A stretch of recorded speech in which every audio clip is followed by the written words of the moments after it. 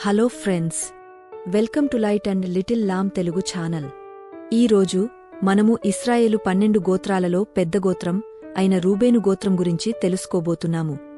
రూబేను ఎవరు? ఆయన జీవితం ఎలా ఉంది? ఎందుకు ఆశీర్వాదం కోల్పోయాడు? ఆయన గోత్రం తరువాత ఎలా ఉంది? ఈ రోజు ఈ ఆసక్తికరమైన కథను తెలుసుకుందాం. రూబేను జననం. యాకోబు మరియు లేయా మొదటి కుమారుడు రూబేను. లేయా తన మొదటి కుమారుడు పుట్టినప్పుడు, యెహోవా నా శ్రమను చూచెను అని చెప్పి అతనికి రూబేను అని పేరు పెట్టింది. రూబేను స్వభావం మరియు కుటుంబంలో పాత్ర.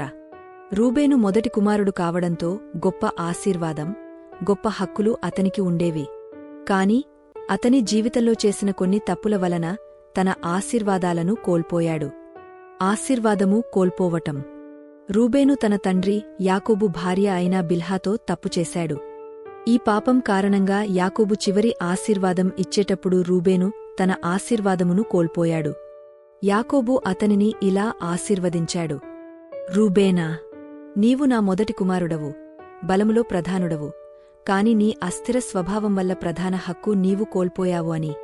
అతని జ్యేష్ఠ సంతానం హోదా తొలగించబడింది. ఆ హోదా రాహేలు జ్యేష్ఠ సంతానం అయిన యోసేపుకు ఇవ్వబడింది. అతని గోత్రం రెట్టింపు అయింది. రూబేను యొక్క పశ్చాత్తాపము. రూబేను తన తప్పు తెలుసుకుని పశ్చాత్తాపపడ్డాడు అని చరిత్ర మనకి తెలియజేస్తుంది. పశ్చాత్తాపము అనే ఒక మంచి కార్యము రూబేను ద్వారానే ఆరంభించబడింది అని చరిత్ర మనకి చెబుతుంది. రూబేను చేసిన ఒక మంచి పని ఓ యోసేపును కాపాడటం. యోసేపు విషయములో మంచిగా ఆలోచించాడు.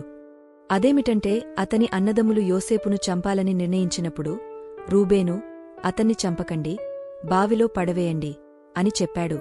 ఎందుకంటే తరువాత యోసేపును రహస్యంగా బయటికి తీసుకురావటం కోసం.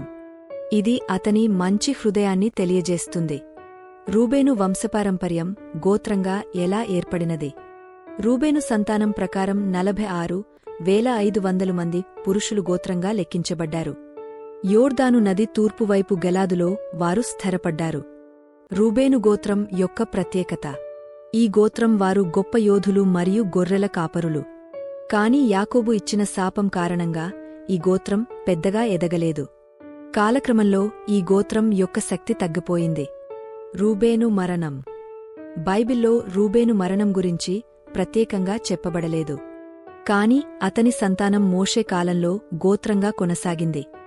మోషే రూబేను గోత్రానిని ఇలా ఆశీర్వదించాడు: రూబేను బ్రతికి చావకయుండును గాక, అతనివారు లెక్కింపలేనంతమంది అగుదురు అని. రూబేను దేవుని ఆశీర్వాదానికి అర్హుడే అయినా అతని అస్థిర స్వభావం అతనికి ముఖ్యమైన ఆశీర్వాదం కోల్పోయేలా చేసింది. అతని మంచి హృదయముతో తన తమ్ముడు అయిన యోసేపును రక్షించడానికి ప్రయత్నించాడు. ఈ అంశములో మనము నేర్చుకోవాల్సినవి ఏమిటంటే, దేవుడు మనకు ఇచ్చిన ఆశీర్వాదాలను పాపం మరియు చంచలత్వమైన మనసు కారణంగా కోల్పోకూడదు. మనము దేవుని దగ్గర ఎప్పుడూ నమ్మకంగా ఉండాలి. మన పవిత్ర ప్రవర్తన వలన ఉన్న ఆశీర్వాదాలతో పాటు ఇంకా ఆశీర్వాదాలను సంపాదించుకోవాలే కాని ఉన్న వాటిని పోగొట్టుకోకూడదు.